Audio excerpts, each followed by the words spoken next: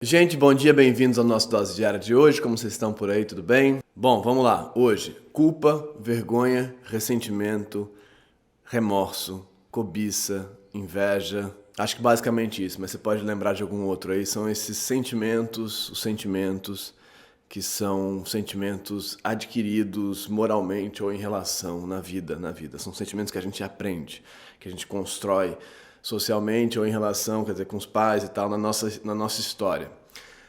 Vamos falar um pouco sobre eles hoje, porque eu levantei essa semana os sentimentos, os afetos, os instintos lá, os instintos básicos, né? Que seriam medo, raiva, buscar, satisfazer, a separação, quer dizer, o ser abandonado e o cuidar e o brincar, né? Que são esses 7. E esses seriam os sentimentos, os instintos, os afetos de raiz, assim, e tem esses outros que não estão nesse grupinho dessa galera. Tem os outros que a gente constrói, né? E como é que eles acontecem? E por que é importante diferenciar essas coisas? Então eu vou tentar fazer esse vídeo hoje para falar sobre isso, que eu acho que pode ajudar a clarear muitas encrencas que a gente tem na vida, de perceber o que a gente está sentindo e por que a gente está sentindo, que às vezes a gente não entende por que a gente está se sentindo de uma determinada maneira, não sabe de onde vem, o que é isso e tal, e aí hoje eu vou tentar resolver isso, hoje eu vou tentar falar, bom, a gente está se sentindo sem saber por que é por isso, vamos tentar, vamos lá?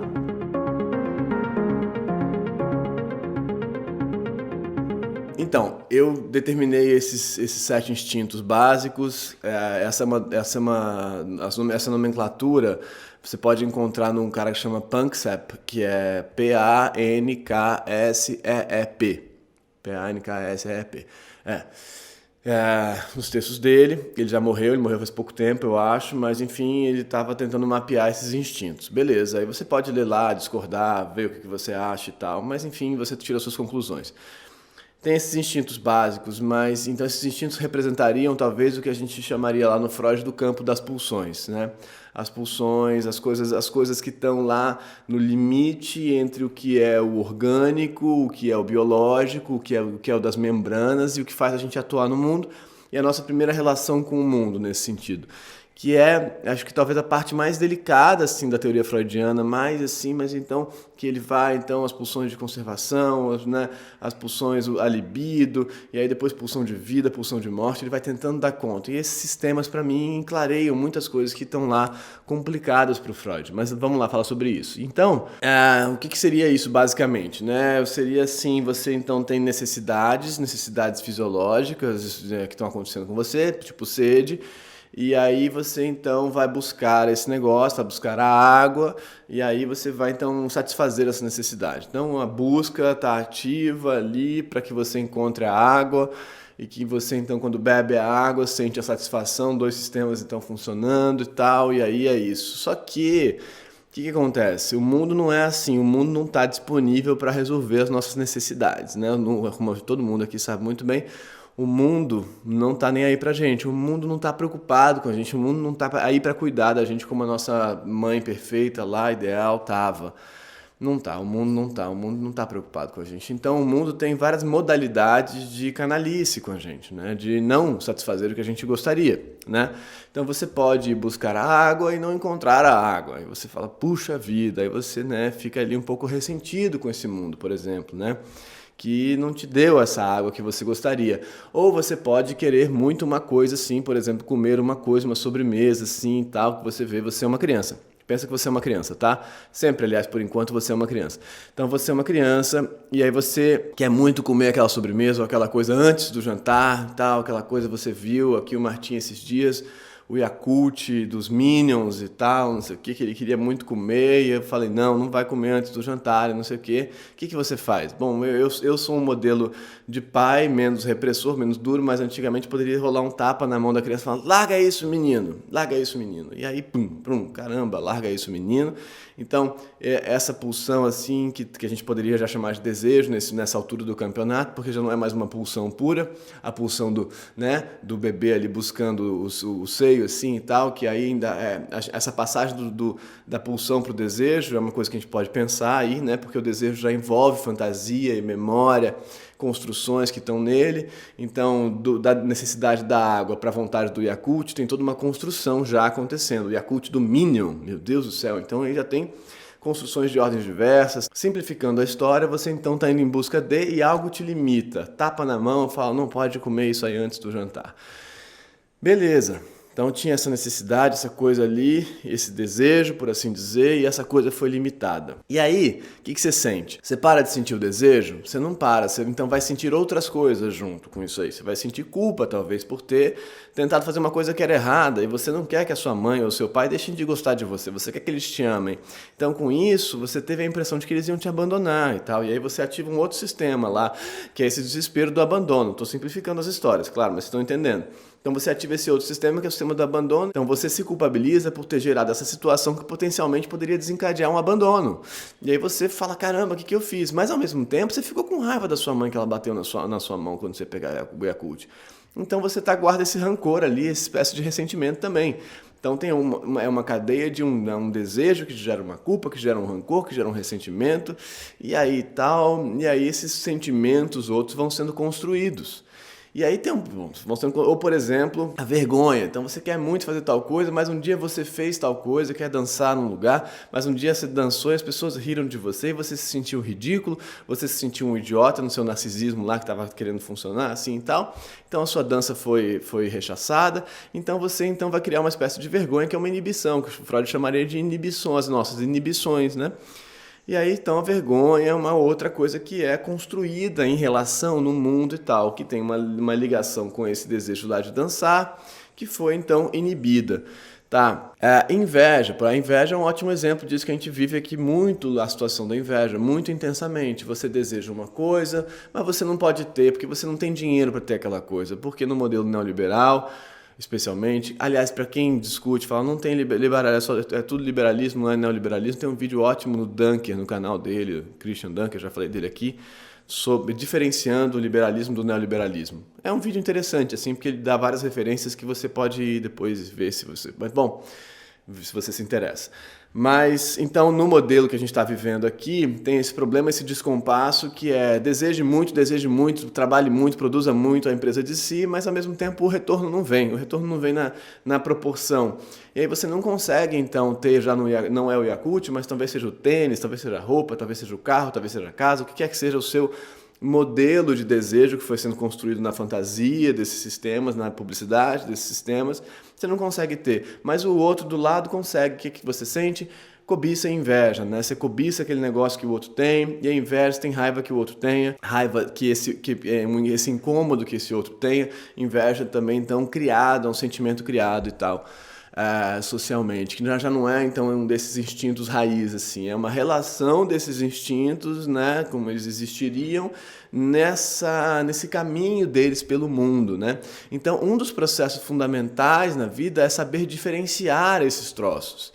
Quando a gente fala assim, por exemplo, que é uma pergunta sempre muito complicada, você tem que saber reconhecer o que é realmente o seu desejo e o que é uma construção social. Eu falo, puxa vida, isso é sempre o reconhecimento do desejo, eu falo, sempre difícil isso, né? Mas como é que o desejo não é uma construção social? O que é o desejo em si, né? O que é o desejo em si, meu Deus do céu? O desejo sempre envolve um campo de fantasia. Talvez então se aproximar das suas pulsões, do que então te gera satisfação, se aproximar dos campos de satisfação, que é esse sistema específico, mas às vezes você deseja e não se satisfaz. A compulsão, né? A ideia da compulsão, você deseja muito, você quer muito, você come muito, bebe muito e tal, e a satisfação não vem. Por quê? Porque lá são dois sistemas diferentes. A busca, o que te faz ir atrás, e a satisfação, o que te retorna, dá o retorno. São dois sistemas diferentes nos nossos sistemas raiz, os 7 sistemas raiz. Para quem chegou agora nessa história, eu falei sobre esses sistemas talvez mais claramente no vídeo que chama Amor de Mãe. Vou tentar lembrar de botar aqui, Amor de Mãe. Mas, enfim, são 7 sistemas. Então você tá lá buscando. Então, essa distinção... Então, você busca e não encontra satisfação, porque são 2 sistemas diferentes. Aí a compulsão também é amplamente explicada, pode ser entendida a partir dessa perspectiva, talvez não explicada, mas entendida, pensada a partir dessa perspectiva, nesse sentido, né? É interessante, abre campos para a gente pensar. A gente fala, então tem a ver com isso e tal. porque é muito difícil de fazer esse processo de reconhecimento do desejo puro, então a gente fica meio perdido aqui, mas o que é o meu desejo, o que estão enfiando em mim, o que estão me dizendo que eu tenho que ter, o que não é, o que sou eu, o que é o neoliberalismo, o que é publicidade, o que é o quê? Então, como é que você reconhece essas coisas? Então, aproximações com a sua experiência com a sua experiência de sentir prazer, por exemplo, né? É um caminho, é um dos caminhos possíveis. Mas esse caminho que eu tô falando agora é de conseguir diferenciar, também tem a ver com isso, o que seriam os instintos raiz dos sentimentos construídos socialmente, moralmente, né? Então são esses aí: culpa, inveja, rancor, ressentimento, cobiça, tudo isso que tem a ver com o que vem de você, mas que não pode ser resolvido no mundo por uma razão da repressão, da estrutura, como é que funciona o seu mundo.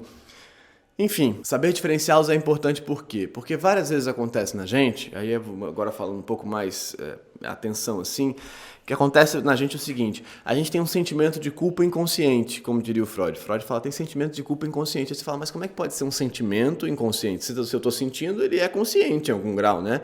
Inconsciente na medida em que você não sabe de onde ele vem, você não sabe onde ele está, você não sabe por que você está sentindo aquele troço, você não sabe por que você se sente culpabilizado, sem ter uma causa clara para aquela culpabilização. Você tem uma culpa que você carrega, tem uma culpa que faz você se punir, né? Que é uma culpa que o Freud diria que está aí no superego, né? Está no superego, então é a culpa que várias vezes não deixa você ficar bem, não deixa você ficar feliz, não deixa você se curar da sua doença, por exemplo. Então, essa culpa que você carrega, por que essa culpa está em você e você não sabe de onde ela vem? O que acontece? Nesse modelo que a gente está falando aqui, dos instintos e tal, da neuropsicanálise, você fez uma automatização de uma estrutura de aprendizado. Como é que funciona isso? Volta para a criança lá. A criança, então, desejava muito uma coisa. A sua versão criança. A sua versão criança desejava muito uma coisa. Vamos então, para falar disso, usar o exemplo do Édipo. Poderia ser o do Yakult, mas o do Édipo é mais radical. Então, a criancinha lá, então, ela ama a mãe, né? Ela ama a mãe, ou enfim, ela quer muito ficar perto da mãe. Mas aí, então, dizem para ela que o pai fala, não, você não pode ficar aqui. Então, ela entende que ela não pode estar ali, ela não pode desejar a mãe do jeito que ela deseja, senão ela vai perder o amor do pai, por exemplo, né? Mas ela não deixa de desejar a mãe, não deixa. O desejo não desaparece, o desejo aparece, existe, continua existindo, mas ela sofre essa ameaça da perda do amor do pai. Então o que ela faz é que ela não consegue resolver esse problema, ela fica batendo cabeça com esse problema. Caramba, como eu faço? O meu desejo gera essa ameaça de perda do amor, o meu desejo gera essa ameaça de perda do amor, o que eu faço? Essa criancinha não consegue resolver essa questão. E como ela não consegue resolver, o que ela faz para não ficar batendo cabeça com isso infinitamente é que ela introjeta isso, automatiza isso, ela passa isso para uma memória automatizada. Veja, tem tipos de memória. Tem memórias conscientes, memórias claras, procedimentos de memória muito claros, e tem outros que estão automatizados. Como é que você faz para andar, por exemplo? Você pensa sobre o seu passo? Você pensa como é que você vai andar? Não pensa. Então tem vários tipos de memória que estão lá num campo da memória que estão automatizados, que você não acessa mais eles, você só replica aquele modelo, né? Você refaz aquilo daquele jeito.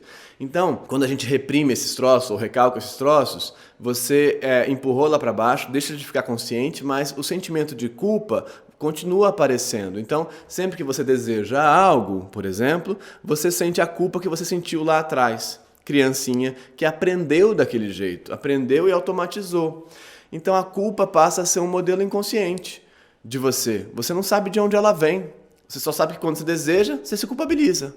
Você deseja e se culpabiliza. Você deseja e se culpabiliza. Por quê? Você não lembra mais de onde que você aprendeu essa conexão entre o desejo e a culpa, mas ela existe em você. Esse é que é o troço. Ela existe em você e ela virou então um sentimento inconsciente nesse sentido. Inconsciente por quê? Não é porque você não sente. Você sente, mas você não sabe por que você sente. Essas cadeias de conexão estão desfeitas. Então o trabalho é refazer essas cadeias de conexão para entender onde que você automatizou esse negócio, que você jogou para o inconsciente. Porque esses sentimentos morais, eles existem tantas vezes, eles caminharam junto com as repressões dos seus desejos, né? Com as organizações dos seus desejos ou com as limitações dos seus desejos no mundo real, e eles foram automatizados por essa versão sua criança. Só que a sua versão adulta continua experimentando essas mesmas coisas. sem saber por quê. Por que eu tô culpabilizado assim? Por que eu sou tão invejoso, meu Deus? Por que isso acontece comigo? Bom, você automatizou esse sistema. Sempre que você vê alguém que tem um negócio que você não tem, você sente inveja. Por quê? Bom, entendeu? Algo você quis que você não pôde ter, que alguém tinha, e assim foi, e você não conseguiu lidar com esse problema. Por que ele tem, por que ele tem, por que ele não tem, por que ele tem, por que ele não tem, e você automatizou esse negócio. Porque essa função cognitiva de resolver algo, de resolver um problema, usar a memória para resolver uma situação, como é que eu faço para conseguir a água, essa função você não conseguiu resolver criança, então você jogou para o inconsciente. Cognitiva nesse sentido de resolução de problema, né?